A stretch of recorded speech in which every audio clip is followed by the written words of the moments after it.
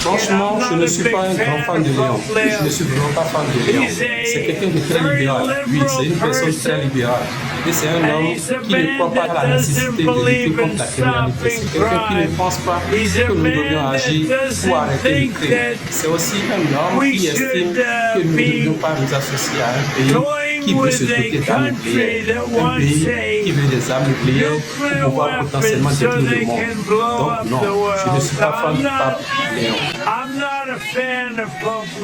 Dès le premier jour du voyage, le président des États-Unis a fait certaines remarques à mon sujet. Depuis, une grande partie de ce qui a été écrit n'est en réalité que du commentaire sur ces commentaires, chacun essayant d'interpréter ce qui a été dit. Prenons simplement un petit exemple. Le discours que j'ai prononcé lors de la réunion de prière pour la paix avait en réalité été préparé 2 semaines auparavant, bien avant que le président ne fasse la moindre déclaration à mon égard ou au sujet du message de paix que je défends. Et pourtant, cela a été perçu comme si je cherchais à relancer un débat avec le président, ce qui n'est absolument pas mon intention.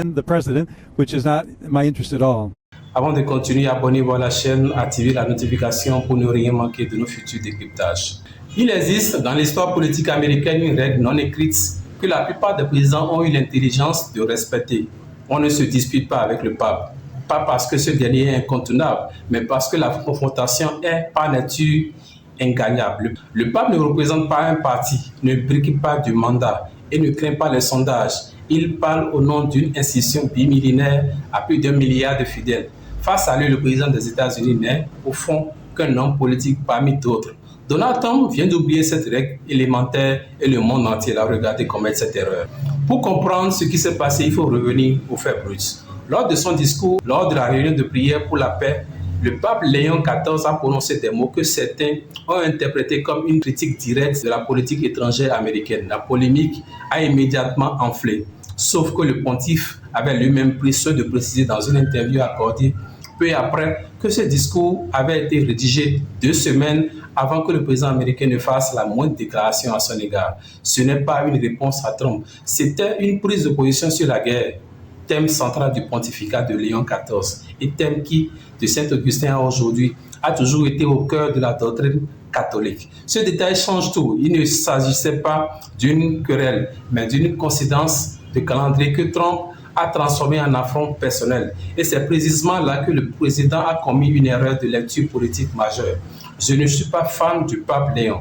La déclaration de Donald Trump est d'une franchise inhabituellement crue, même pour lui. Franchement, je ne suis pas un grand fan de Léon, a-t-il lâché avant de dérouler une série de griefs. Le pape serait trop libéral, opposé à la lutte contre la criminalité, hostile à l'idée de contrer la prolifération nucléaire. Ces accusations méritent d'être examinées sérieusement car elles révèlent une incompréhension profonde de ce qu'est institutionnellement la papauté. Chaque pape, sans exception, s'est opposé à la guerre et à la violence d'État. C'est inscrit dans la mission même de la fonction depuis les premières encycliques jusqu'aux prises de position sur les plus contemporaines. Jean-Paul II s'est opposé à la première guerre du Golfe.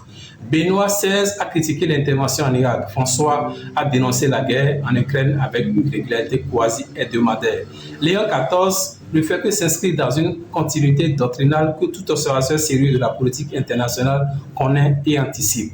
Présenter cela comme une position libérale ou comme un manque de réalisme politique, c'est simplement connaître le fonctionnement de l'Église catholique. Ce qui pose vraiment problème dans la réaction de Trump, ce n'est pas qu'il soit en désaccord avec le pape. Les présidents américains ont souvent été en tension avec Rome, que ce soit sur l'avortement, le mariage homosexuel, l'immigration ou la doctrine de la guerre juste. Ces désaccords existent, sont documentés et sont dans une certaine mesure structurels. Côté démocrate, les frictions ont généralement porté sur les questions de société, droit reproductif, mariage pour tous. Côté républicain, elles ont davantage concerné la politique étrangère et le traitement des migrants. Mais il y a une différence fondamentale entre un désaccord politique assumé et une attaque personnelle contre le chef de l'Église. Trump a franchi cette ligne en qualifiant le pape de très libéral, en remettant en cause sa cohérence morale, en laissant entendre qu'il serait naïf face à la menace iranienne. Il a transformé une divergence doctrinale en confrontation abdominale. Ce n'est pas seulement maladroit, c'est contre-productif sur le plan géopolitique dans une période où l'administration américaine cherche à consolider ses alliances avec des pays majoritairement catholiques en en Amérique latine, en Europe centrale, aux Philippines. Nancy Pelosi, pourtant sous pression directe d'un évêque américain qui lui avait interdit l'accès à la communion en raison de ses positions pro-avortement, avait choisi une stratégie radicalement différente, l'ignorance calculée. Elle n'avait pas répondu, pas contre-attaqué, pas cherché à diriger son interlocuteur ecclésiastique. Elle avait simplement continué. Et cette retenue lui avait évité une bataille symbolique impossible à gagner. Trump aurait dû faire de même. L'autre angle que plusieurs commentateurs républicains ont abordé en demandant pourquoi le pape s'aventurait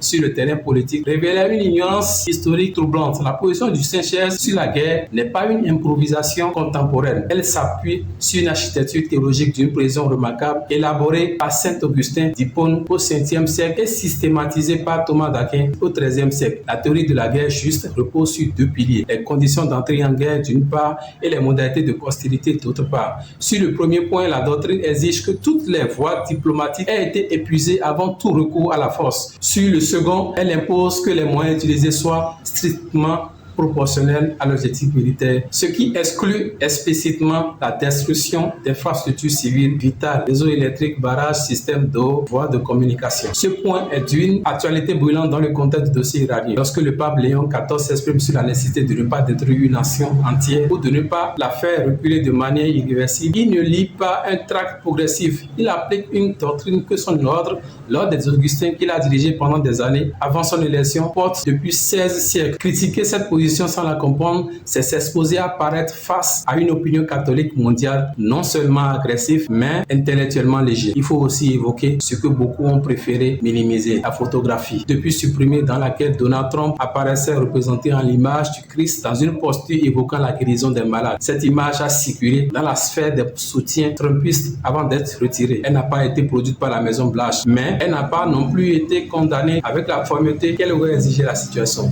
Dans le contexte d'une tension ouverte avec le Saint-Siège, cette image est un désastre symbolique. Pour des millions de catholiques à travers le monde, la figure du Christ n'est pas une référence culturelle parmi d'autres. C'est le fondement de leur foi. Y associer la silhouette d'un président américain engagé dans un bras de fer avec le pape, c'est une provocation d'une gravité que ni les alliés républicains ni les conseils de la Maison Blanche ne semblent avoir pleinement mesurée. Certaines voix évangéliques, comme celle de Franklin Graham, se sont efforcées de recadrer la communication autour de figures christiques plus acceptables, mais le mal était fait. Au-delà de l'anecdote diplomatique, cette séquence illustre un problème structurel dans la gestion de l'image internationale de l'administration Trump, l'incapacité à distinguer ce qui mérite une réponse de ce qui doit être laissé passer. Tout devient personnel. Toute déclaration qui n'est pas un élo se transforme en cible. C'est un mode de fonctionnement qui peut s'avérer efficace dans un cycle électoral domestique, mais qui devient un handicap sérieux sur l'échiquier géopolitique où la maîtrise de soi est perçue comme un signe de force. Le pape, lui, a fait ce que les papes font. Il a parlé de paix, de dignité humaine, du coût humain de la guerre. Il avait préparé des semaines à l'avance. Il ne cherchait pas la confrontation. C'est Trump qui l'a cherché et qui l'a trouvé à ses dépens. Cette erreur n'est pas irréparable, mais elle s'ajoute à une liste de séquences évitables qui puissent ensemble dessiner le portrait d'une diplomatie gouvernée davantage par le reflet, pas que par le calcul. Dans un monde où l'Iran teste les limites du nucléaire, où les alliances atlantiques se fragilisent et où chaque symbole compte, la capacité à savoir quand ne pas parler reste l'une des compétences les plus précieuses et les plus rares en politique étrangère. Abonnez-vous à la chaîne, activez la notification pour ne rien manquer de nos futurs décryptages.